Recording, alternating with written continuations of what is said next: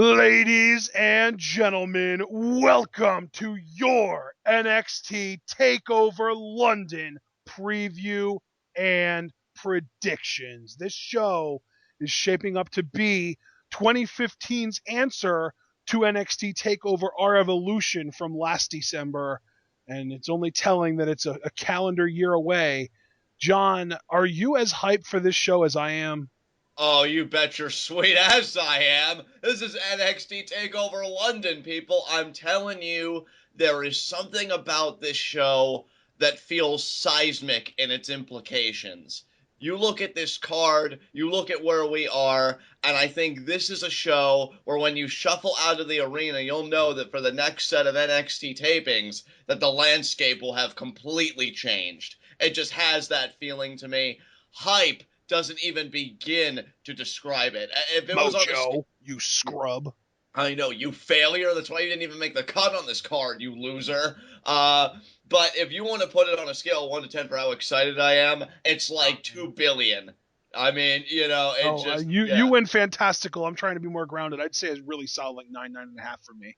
Yeah, you know what? If we're being practical, I'd agree about that. Maybe even close to the 10 area when you think about the potential aftermath, too, of this card and the Yeah. possibility that this show can create. Yep. It's just been amazing. Absolutely. And the really crazy thing is, John, there have only been 5 matches announced for this card. I know, right? And see, this is what I've been saying for the longest time. I don't really know if I've said it, lately, but I've always been a bigger fan of smaller match cards, Yep. always, because I think it makes the show feel more intimate in a way. Because the matches that made the cut actually matter. I think they get more time, obviously, and yeah, I'm just a bigger fan of like that the 5 to 6 or at best like 6 to 7 kind of match card. I think when you get to 8 or 9 of that stuff, you just get ridiculous. So yeah, I love that the match card's so small. Well, for what it is worth, it is only a 2 hour show. Right, right, So it's, yeah. it's one of those things where 5 matches over the course of 2 hours, if you kind of average it out, every match ends up getting like 24 minutes, I think it averages out to be. But that's also including entrances. That's also including video packages, which they're surely going to be showing before, if not all of these matches, at least 3 or 4 of them. And it's also including any kind of other segments that we get, whether it be talking, whether it's Sammy's return, whether it's an Elias Sampson match, maybe we get a Ty Dillinger match. We might get those guys against each other, actually. It's Elias versus Ty. But really, the matches on this card, I could see every single one of these matches getting no less than 12 minutes. Right. Yeah, I would agree with you there. That's my thing. So do you want to get right into it with Let's our get right into it, dude. I'm yeah. excited. And it's so weird because normally we say, well, let's go in order from least important to most important. But even the least important match on this card, I feel like has potential to be the best match on the card. Yeah, which match are we going to talk about first, brother? I mean, I hate to do it because it looks like it's going to be such an amazing match. So you know what? No, we're not going to go with the least important match. We're going to go with the match that we personally probably care about the least. And that's not even a diss on it. That's just saying that every other match is just a little bit more interesting to us. So let's talk about Apollo Crews versus Baron Corbin, John. Yeah, this match, And I by the think. way, the match that I was talking about that was, I mean, it probably is really technically the least important match on the card, but it just looks so good that I want to save it for at least a little bit later. Asuka Emma. Right, right, because I think the So build, yeah, we would be doing let's that in let's injustice. talk So, about Apollo versus Baron right off the bat. Apollo versus Barrett, I like how straightforward it's been. Heel loses a battle royal. Babyface eliminates him last to win it, in Cruz. Right. Corbin then goes to screw Cruz out of the championship. Very straightforward, very simple, and given the personalities involved, those are the kinds of stories that I think suit them best. I think they've done a great job with what they've been giving. And can I just say, too, because I feel like we have to do this every time we come up here, I think Baron Corbin's really been carrying his load in terms of promos and just being just a straight up great heel. Just saying, Apollo Crews, I just don't like you, and just what he's going to do to him. I love it. I think Corbin gets better at every takeover event he gets to be a part of. Apollo Crews, I think he's starting to get there too. I'm liking the intensity he showed in this program. I'm liking that he's being more serious. I actually think this match has, I don't want to say huge because I think that'd be hyperbolic, but I do think it has implications for the NXT World Title Yeah, matchup. I think the winner of this match is going to be the next challenger. I agree. I agree. My thought process exactly. But I still have to believe, as much as I would love to see Apollo Crews finally lose a match and Yeah. have that struggle. And really, I've been waiting for Baron Corbin to get in that title picture forever It now. feels like it's been so, and that's the thing too, is like Baron Corbin is a bona fide badass, and yet we still feel a degree of sympathy for him just because of how long it has been and how dominant he's been without getting a really a title opportunity that we both feel he deserves. I mean, you know when it's coming from the guy that's recently learned about himself that he loves the slow burn, that you're taking too long getting Corbin in the title picture. That really says something. I But think, and you know what though, I think a lot of it has to do with, for the longest time they weren't getting the kind of reactions that they wanted from him. Right. And then they gave him a little bit more character, where he went from just kind of generic badass killer number 3 to I hate indie guys. I got here because I got famous before I showed up, and you need to treat me with the respect I deserve. And you guys that toiled on the indies are no better than me. If anything, I'm better than you. Exactly, and it worked so well given the environment that he's in, because Full Sail eats the indie guys up, and like they are worshipped, put on an altar. And you say Full Sail, but really the NXT audience in general. Yes, yes, and you're absolutely right. Yes, which And makes that it even includes better. us. Yeah, it does. It does. I mean, it's just a character that works. Baron Corbin has put his back into it 110%. It's really kind of disheartening how underappreciated he is by that very same audience, but maybe that's kind of the point. Regardless, I do think Apollo Crews is going to win here. I would love for a Baron Corbin win because I think it's unexpected, and I really think he would be a great challenger. But given what you and I are probably going to say for the NXT World Title matchup, which we'll get to later, I just think an Apollo Crews victory here makes more sense. So Apollo Crews for the win. John, if we're talking about what makes more sense, in my opinion, it does make a little bit more sense for Corbin to win here, because then it would force Apollo to struggle a little bit more. What's Apollo Cruz's catchphrase? Oh, it's too easy. It's too easy. Well, maybe if he runs into a brick wall by the name of Baron Corbin, he wouldn't keep saying about how easy it is for him. Right, and I agree with you. I feel like Well, Apollo apparently Crews you needs don't, to. because you said you just got done saying that logically it makes more sense for Apollo to win. Whereas to me, if we're looking at this exclusively from a logical what makes sense perspective, I think it makes more sense for Corbin to win. Well, see, I think we're looking at it from two different logical vantage points. I'm looking at it from the vantage point of the NXT World Title landscape. I feel like where it's more logical for you is just the character of I'm Apollo talking more in Crews. kayfabe though. Right. Well, I mean, the character of Apollo. I think the character of Apollo Crews does need to struggle. I just don't think Exactly. that they. Yeah. That's what I'm saying. Is logically I think Apollo should struggle, but because of the landscape and where I think that the NXT Championship is going to end up after tonight, and the fact that I think the winner of this match will be facing the NXT Champion next, I do think a Cruz is going to win this. So he is my pick, but I did just want to throw the little wrench out there that from a logic perspective, if they wanted to get the most out of their investment long term, I think it would make more sense for them to give it to Corbin. Right. All right, so we both agree on Cruz, but I think we're Yeah. both kind of preferring a Baron Corbin victory. So Right, I guess yeah, exactly. Like I think Cruz is going to win, and I'll still cheer for him if and or when he does win. But if Corbin wins, I'll be happier. definitely, You yeah, know what I mean? So it'll absolutely, be one of those matches where even though I got the pick wrong, I'm still happy about it. absolutely, yeah. All right, do we want to talk about tag titles next or Asuka Emma? Tag titles. Okay, let's talk about the tag titles, John. Let's just set it back for 4 months. Let's just go back to August 23rd. The Vaudevillains defeat Blake and Murphy for the tag titles. And then we get the Dusty Rhodes Tag Team Classic. Who eliminates the Vaudevillains? The Mechanics. So the Mechanics go on. They tear up Finn Balor's leg in the semifinals, but do ultimately lose to the team of Balor and Joe, who go on to win the whole thing. So now, Dash and Dawson feel they're entitled to a championship match with the Vaudevillains. But who gets that championship match? Enzo and Cass. But the match never happens because Dash and Dawson destroy Big Cass's leg. Yeah, completely shatter it, taking him out of the game, and then the Mechanics. And then there was no one left. There was no one left to challenge the Vaudevillains but the Mechanics. So Regal signs the match, and the Vaudevillains lose the titles to the Mechanics.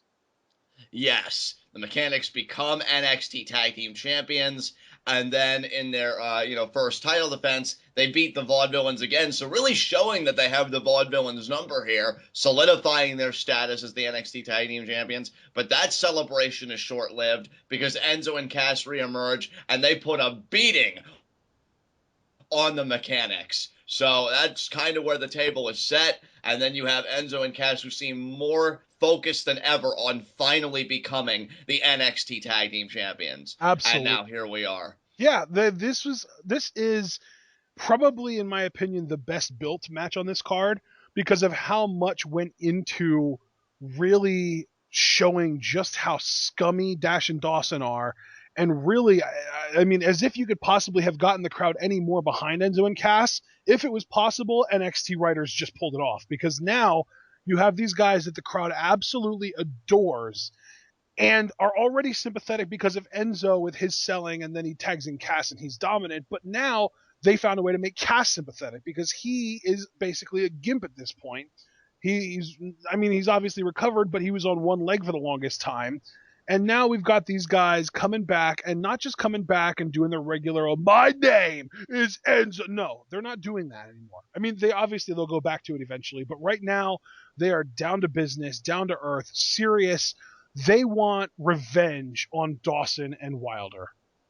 And you know what? That to me, I'll just go ahead and say it right now. I think ever since the NXT tag titles were introduced and just all the stories and all the title changes and everything with these belts, this is the best built story just ever in the history of the NXT tag team division. Yes, I because love I it. mean, And really, I think what when really it first brought it to the started, it felt more random because the first champions were Neville and Oliver Gray, and then Oliver Gray got hurt and Graves took his place, and then the Wyatt family won it, and then it went to the Ascension, and then to the Lucha Dragons, and then Blake and Murphy, and those all felt very random with very little story. But I would say the Vaudevillains winning it over Blake and Murphy had a great story to it. Wilder and Dawson beating the Vaudevillains had a solid story. And now this is the richest story that we've seen so far in the tag division.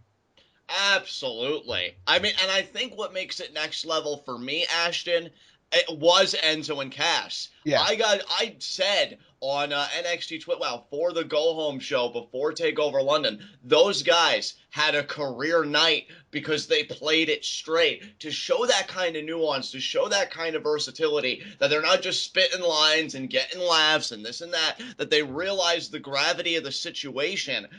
That does wonders for a story. And I even said, like, it pulls at your heartstrings. It almost has to make you pick Enzo and Cass because of how great a job they did. And even now, normally I waffle on a lot of matches, but to me, I still have to say that this is a must win for Enzo and Cass. You Yeah. don't give a promo like that. You're not dominant like you are just to come up short. And here's my thing, too, and I don't want to get too wild in my conjecture. I think Enzo and Cass will win the tag titles. They'll retain against the Mechanics, but honestly, I could see them dropping it to a heel Vaudevillains. I think Vaudevillains are going to start to make the ascent back up as heels, get those titles back, and then ultimately Jordan and Gable will be the next big babyface team to win the NXT tag titles. So that's how I see the landscape for the next couple of months, into the beginning of 2016. But yeah, it starts with Enzo and Cass here for me. Yeah. My whole thing is I am picking Enzo and Cass to win, just like you. But my whole thing is if they manage not to win, if NXT decides that this isn't the right time to give them the titles, you need to call them up. Because if you're not putting the titles on them now, they're never going to win the titles. This is right now, your steel that you're working is white hot and you need to work the hell out of it. And if you don't, it's going to be too late and the steel is going to be unworkable. I completely agree with you. No, that is a spot on assessment because if you're not going to put the championship on them here, and I love the Mechanics and I think they've done quality work, but you can't deny, nobody can deny how white hot Enzo and Cass are right now. If you're not going to strike that iron, to your point, you need to use them. You need to promote them and get that New Day Enzo and Cass feud. Yeah. Because that could honestly be the WrestleMania program if they wanted to drag it out enough and be like kind of an on and off thing. I would love to see that.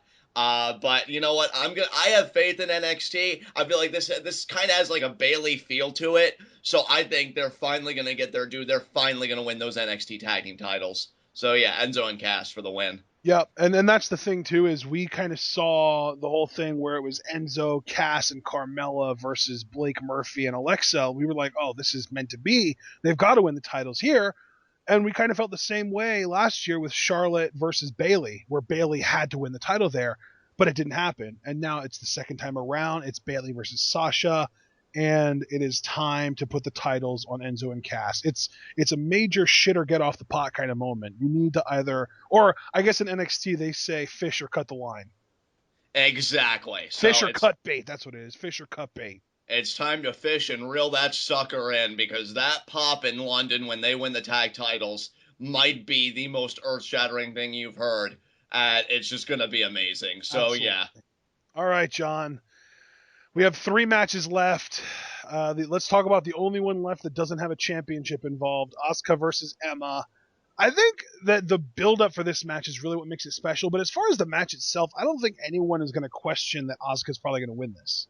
Oh, Asuka's definitely winning it. I just love, here's what I love. A, the build, and I think B, that kind of really ties into the build. I love that they've really invested enough in Emma where she is a quality heel for Asuka to beat, because, that's what really matters here. A babyface is only, and I've said this before, a babyface is only as good as the heel they're standing across from. Yep. And the idea that they've given Emma this polish, and she's got this curb stop, and she's been vicious, and she's been winning, and she's just been brutal, is really something. She is really, in a way, kind of Asuka's mirror image, in the sense that, hey, you're brutal, I can be brutal too. Let's see if we, let's just beat the crap out of each other. Let's see who the last woman standing is. And I love that feel. Asuka's definitely winning. I feel like she is on a trajectory to be a future NXT Women's Championship contender. Yep. And, Emma is definitely on there. But Emma, I mean, this is where she thrives, is really putting people over. When she was a babyface, it was really solidifying Paige's NXT Women's Championship reign. Yep. And now as a heel, it's Asuka. This is where Emma is at her best. Not that I wouldn't kill to see her as a champion. And you know what, John? I think this is another situation like with Cruz Corbin where we're both picking Asuka, but if Emma would manage to pull this one out, I don't think either one of us would be upset about it. I'd mark out.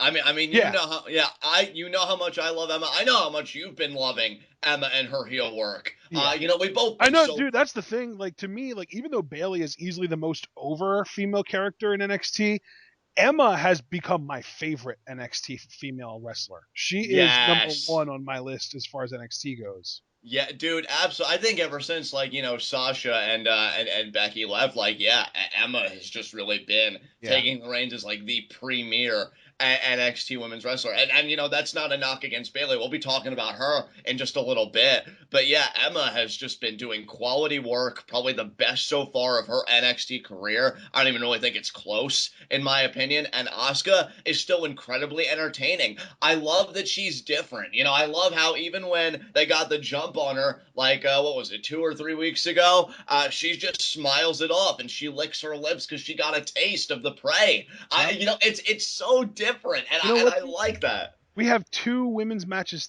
on this show. It's been a bit of a trend where the last few NXT Takeover specials have had 2 women's matches on them.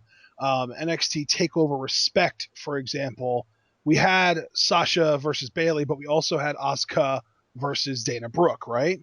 Right. And then on NXT TakeOver Brooklyn, obviously our main event was Sasha Bayley. But then didn't we also have a Fatal 4-Way women's match involving Emma, Becky Lynch, Charlotte, and Dana? And even though that wasn't technically on the same card, it was at the same venue, and it all kind of happened in the same night. Absolutely, yeah. So, I think that whatever NXT live special they decide to do between London and WrestleMania, between London and Dallas, which is the next takeover that's been announced, I think they're going to do one in February in between.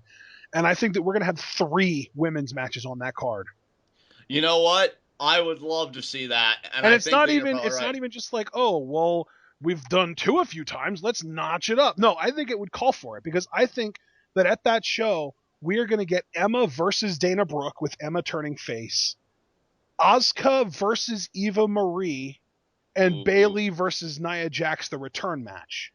Oh my god, all three of those matches are amazing for varying reasons. Yeah, But yeah, that's just how I kind of see the NXT women's division going in the near future. I think that these 6 women, sadly enough, including Eva and Dana, I think that these 6 women are the women that WWE and specifically NXT have kind of chosen as their top people right now. Because obviously we're not going to see a Carmella push anytime soon, as nice as it would be.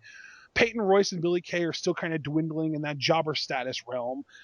Girls like Shaza McKenzie and Evie haven't technically been signed yet, from what I understand. So there's still, I'm sure I'm forgetting somebody, but there's still just these 6 women are like the main events of the women's division right now, and it's great.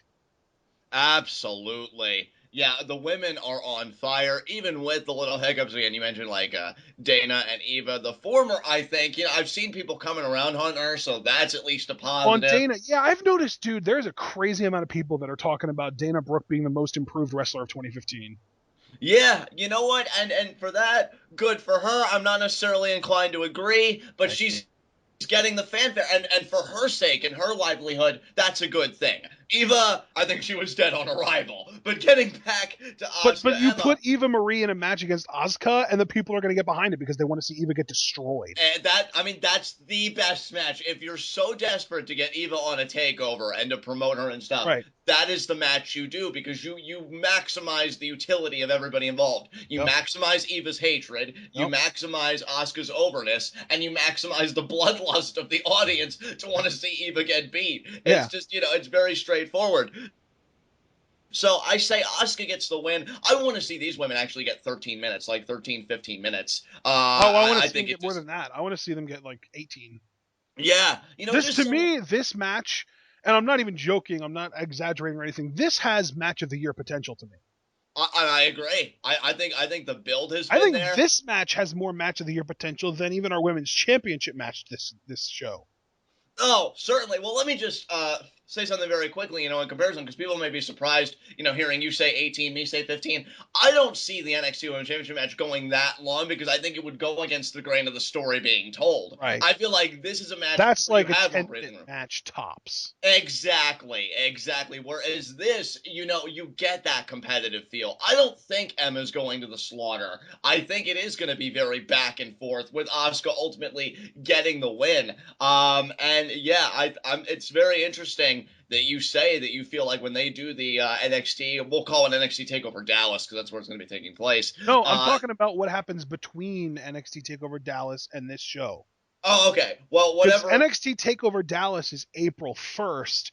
This is December 14th. They're not going to go 4 whole months without an NXT Takeover. There's going to be one in between.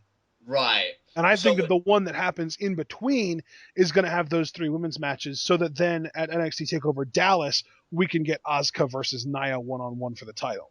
Right. Well, I found that interesting because if Emma loses here like we're predicting, I could see Dana kind of putting her nose up at Emma. I wonder if she still believes that she beat Asuka because that could be a humorous route to go. Be like, Yeah. oh Emma, I beat Asuka and you couldn't, and then Emma would just finally snap at her and be like, you didn't beat Asuka, you idiot, and it just could Yep. cause that rift or something. Yep. They might even decide to make Dana the babyface in that situation, honestly. Dude, I've kind of been thinking that too. It's weird because Because that she's this, kind yeah. of got like she's really starting to win the fans over. And as much as I want to fight against that grain, I'm not one that's going to try and tell everyone else they're wrong. Obviously, it's just something that isn't connecting for me with Dana Brooke. So if they think that she's starting to connect with the crowd, she kind of has this comedy angle going on, people are starting to enjoy her work, it would make some sense to turn her. Yeah, and you know who you just sounded like? Triple H, because I guarantee you he may have that exact same mentality. Yeah. She's getting over. I'm listening to it. Let's try Dana as a babyface, and maybe that's when she'll click. Because And that's the it's thing too, is like if you do start to push her and the crowd starts to reject it, you can just pull back. exactly. And you know what? To me, that's honestly where I see the dynamic. Because if you notice lately in their group promos, it's always Emma having to reel Dana Brooke in, and Right. she always plays it straight. Yep. But again, like I'm just thinking that's interesting because that only feeds into Asuka winning this match here. So yeah, I'm with you. I hope they get 18 minutes. And they're going to maximize their time. I even agree with your assessment that this is a match of the year contender, and I do think that whoever wins Bayley Nia Jax, which we'll get into here in just a second, they better be on the lookout because this match is just going to blow up, and I think Asuka's going to be on the warpath. So Asuka for the win. Absolutely. So now let's get into it, John. Is there any chance of Bayley retaining here? I don't think so, dude. I don't think so either. I think that her reign has been the perfect length of time. 4 months is the perfect time, I think, for a babyface to get their initial pop, sustain it just long enough, reach that peak of overness, which I think for Bayley was her match against Eva Marie, and then right as you're about to come back down that hill, you lose the title and no one ever remembers that you had it. Yeah, I would not want to see NXT make the same mistake with such a hot babyface that WWE did at the start of the ascent of John Cena. I think when you've got a really hot babyface, you've got to maintain the struggle. It's like piling wood on the fire when you see the flames start to dwindle. That's what you're doing here. When you pull back, you're keeping that struggle alive because what is there to struggle against when they show that they can stay at the top? And that's the thing too, is right now, if Nia Jax can't beat Bayley, the only person left for Bayley to even think about defending her title against would be frickin' Asuka, and that would split the crowd, I think. Absolutely, and you don't want that. I think if you really want to do right by Asuka, you need to give her a legitimate obstacle, and nothing is looking more legitimate right now with her booking than Nia Jax. Exactly. So to me, Bayley loses the title here, challenges Nia to a rematch at the next live special, which I'm guessing will be in February, loses that return match, and then we get champion Nia versus challenger Asuka 2 days before WrestleMania, and I think Asuka is probably going to end up getting the win there too. Yeah, I would make Nia Jax so dominant in this match. In fact, I was even thinking, just given the disparity in how these two women are built, and just like how the kind of smaller stature of Bayley, I would make it so it even looked like she couldn't even hit the belly to Bayley on Nia Jax. That's a great tease, dude. They could do that and have her not even hit it on Nia this match, and then she hits it in the return match, and Nia still kicks out. And that's exactly my thought process, Ashton. You took the words literally right out of my mouth, because that's what I was getting ready to say. You don't do it here. You do it for the return match, and it's still only a near fall. Yep. That's how you build this monster to me. Yep. I would not have Bayley get any of that kind of offense. I would have her really, and I hate to say it, because I do, respect Bayley. She's ridiculously over, and she could set the world on fire if they ever got their shit together with how they booked the women on the main roster, because I guess she'd take that world by storm. But I just want to see Nia Jax absolutely ragdoll her here. There should be no other booking in this match. There shouldn't be, we got to make Bayley look this. No, Bayley's going to be ridiculously over tomorrow morning regardless. Yes. Nia Jax needs this. So, and honestly, I think you would almost be doing Bayley a favor if you have Nia really just go to town on her, because I feel like the more dominant Nia looks, the more sympathetic Bayley looks, and the more over she becomes as a face. Can you imagine just seeing Bayley getting stepped on, punched around, this and that, and the camera? Well, I think it kind of harkens back to Bayley versus Charlotte in their title match at NXT Takeover Fatal 4-Way. Right. Except maybe even amplified even more, because Nia is a more dominant athlete right now than Charlotte ever was. Absolutely. But that's kind of what the story was going into that match, where Bayley had never faced anyone quite like Charlotte, just as far as this pure athlete, and that Charlotte was this really fresh talent who had only been around for a few months, and then they kind of went into it with Bayley trying to prove that she can stand up to someone like Charlotte, and it just didn't work. Like, Bayley's facial expressions in that match completely got her over as sympathetic. People were so depressed with she didn't win that match, and then she went on a losing streak. And then when she finally got back to the title picture, which I might add was almost a full calendar year later, and won it, it's right now is the most over Bayley has ever been. Yes, and you see That's the formula that works for Bayley. To me, you have her get dominated here, you have her do better in her return match, but still come up short, and then you ship her to the main roster so that she can get back with her besties. And, Yep. we just do that from there. So that's really my booking for Bayley. I got nothing else to say about this match. Let the reign of Nia Jax begin, and I'm Absolutely. sure it's going to be a good one. So, yeah. Queen Nia. Yep, absolutely. Absolutely. All right, let's talk about our main event. It's really hard to even call this a main event after all these other matches that we've talked about, but it is in fact the main event, and it is an incredibly well built main event. You have the Demon, who really hasn't been identified as the Demon in what feels like forever now, because the last time he wore the paint on a televised show was Brooklyn, and that was 4 months ago. Finn Balor taking on a freshly turned heel Samoa Joe, and Joe is absolutely out for blood. And really, I mean, if you want to be technical about it, Joe's out for breath, and he's taking all of Finn's away from him every time he chokes him out.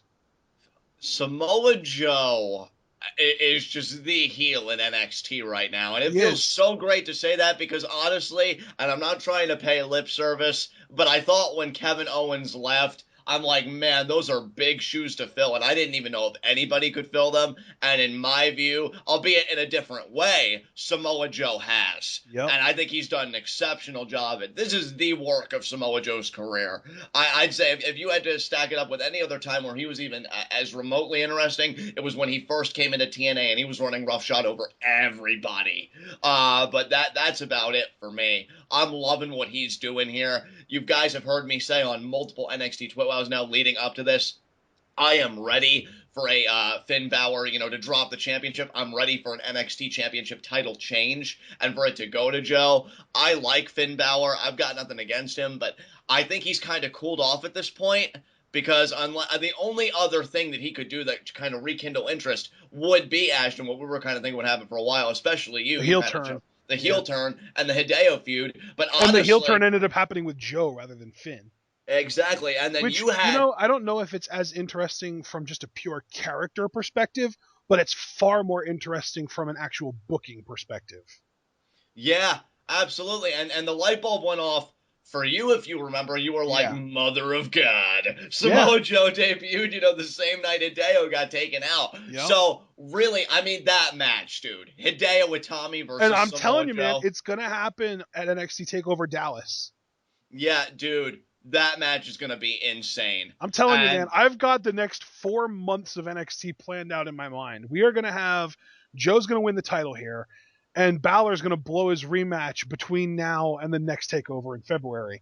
But then at the next takeover in February, we're going to get Joe versus Cruz. Alternatively, we could get a triple threat Joe Cruz Balor, which would be incredible. that is true. That could happen. And I just then at NXT Takeover Dallas, between now and then, it's going to be revealed that Joe is the one that attacked Hideo. Hideo's going to go after him, and I think he's even going to win the title from him in Dallas.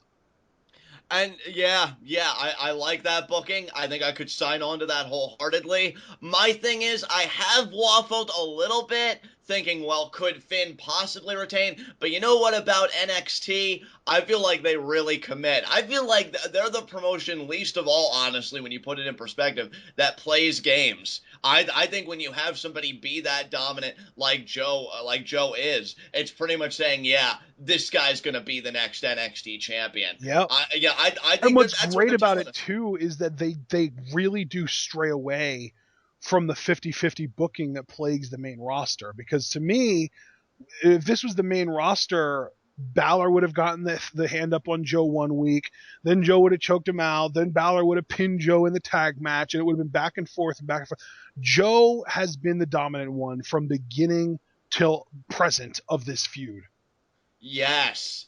Yes, and let's bear in mind, I mean, Joe still hasn't been pinned or submitted on NXT. The only match he quote unquote lost was that Battle Royal, and that was because Tyler Breeze was already eliminated, pulled him out of the ring. So you want to talk about dominant, incredible entities? Good God. I mean, Samoa Joe is ready to be NXT champion. Yep. And to me, there's no ambiguity about it. He is winning the title here. And really, I mean, yeah, between the three championship matches, honestly, this is the least ambiguous one to me. I think honestly the most ambiguous would be the tag titles, but I'm still so convinced Enzo and Cass are going to win it. But to me, it's clear cut here. Joe is winning the title. I completely agree. Yeah, yeah. that's exactly the same way I feel. And how crazy is it though? We've been teasing it for months now. NXT Takeover London, we might see all three titles change hands, and now we get to our official predictions, and we are officially predicting. And by the way, this entire card we are unanimous on. Yeah. And we are officially predicting all three championships in NXT are changing hands tonight. That's crazy. That is crazy. And I mean, yeah, I think honestly, the same way we were talking about for Bayley earlier, keeping her interesting in this and that, this loss will be good for Balor too. Yes. Because he is teetered. And I'm not even saying for me, I would hope that other people feel this way. I mean, I don't want to speak for you or anybody, but for me, he has teetered off. I feel like if he drops it here, he gains sympathy back, he gains interest back, especially if, and let's put this in mind too, because this is something we haven't talked about yet, especially if Joe chokes out the Demon, because that's what everybody's been saying. And that's the thing too. This is a streak versus streak match because the Demon has never lost a match and Joe has never lost a match. This is streak versus streak. Exactly. So can you imagine, I mean, all this time that Finn Balor has been getting pushed around and disrespected and this and that, he brings out the Demon because he's thinking, okay, I need you now more than ever. And even that isn't enough. I mean, what a statement. Yep. And then where does that leave Finn Balor? Because to me, if you're building up to the takeover in between like this and Dallas, where Balor uses his rematch, like how do you gain an upper hand? How do you get in Samoa Joe's head? And to me, when you've got a guy that dominant and a babyface that sympathetic, that's a very compelling story. So for me, even for Balor's sake, he has to lose here because I don't know where you return with Apollo Crews and then maybe turn heel that way. I don't know, man. I couldn't really get into that. And I don't know if it's because of Apollo Crews or what, but I felt like the only way a Finn Balor heel turn would work is if it was Hideo. So to me, this is the best option. Samoa Joe for the win. I'm ready for it. Let's freaking do it. Absolutely. Samoa Joe wins, defends successfully against Apollo, and then drops the title to Hideo in April. Exactly. That's my official prediction. And you know, they might decide to stretch it out a little longer than that, where maybe Joe drops the title to Hideo in August or something like that. But to me, the fact that they're doing every other month live specials now, where they have, you know, they had one now, they'll do one in February, then they'll do one in April, and then probably June, and then August, and then October, and then December again. That's kind of what the schedule has turned into. I think that Hideo Itami coming back is going to be a shot in the arm that NXT doesn't even really need, but they're going to take it. Exactly. Oh my God. If things go the way that you kind of envision them for the next, 4 months, NXT, and it's already been amazing, but I think it's going to climb even higher. And I think Joe winning the championship is going to be the catalyst for that. So I can't wait. Absolutely. All right, guys. Well, oh my God, this show's going to be so good. It's coming up on Wednesday at 3 p.m. Eastern time. So for those of you that are used to, if you're on the East Coast, you stay up till 8 o'clock at night, which is normally when NXT would start. No, it's earlier. It's 5 hours earlier than it normally would be. So if you're on the West Coast, normally it comes on at 5 p.m. It's going to be coming on at noon for you. I'm so sorry. In the UK, you're probably used to just waiting until the next day, but now it'll come on at 10 o'clock in the evening for you, so you'll be able to catch it. I'm guessing most people that live in the UK, as far as NXT goes, you guys probably just wait until the next day and watch it online, but you don't have to wait this time because it's actually coming on at a reasonable time of night. I mean, it's a little bit late, 10 to 12 it's going to be, so you'll be after midnight by the time you're done, but still, it's well worth it. Right, John? Absolutely. I'm telling you guys, people are not hyping this show up enough. People talk about how great Brooklyn was, and it was good. People, loved Respect, and I even saw some people talking about how it was the best live special ever. To me, it wasn't even the top 3, but it was still great. I mean, all the live specials have been. There hasn't been a dud of a live special ever. But to me, this has the potential to be top 2, if not overtake our Evolution as the greatest live special ever. Yeah, I think it's worthy of that hype, guys. Well, This is and the a thing can't is, miss John, show. even if the matches aren't all 5-star matches, which obviously it's not going to happen, we might get 1 or 2 5-star matches, but I don't even know if that's going to happen. It's more likely that they'll all be between like 3 3/4 and 4 3/4. That's just kind of how NXT works. Well, But yeah, yeah. even if we do get some matches that don't quite live up to the billing and the hype that we've given them, the crowd is going to make everything better because this crowd is going to be absolutely rabid. You think Full Sail is hot?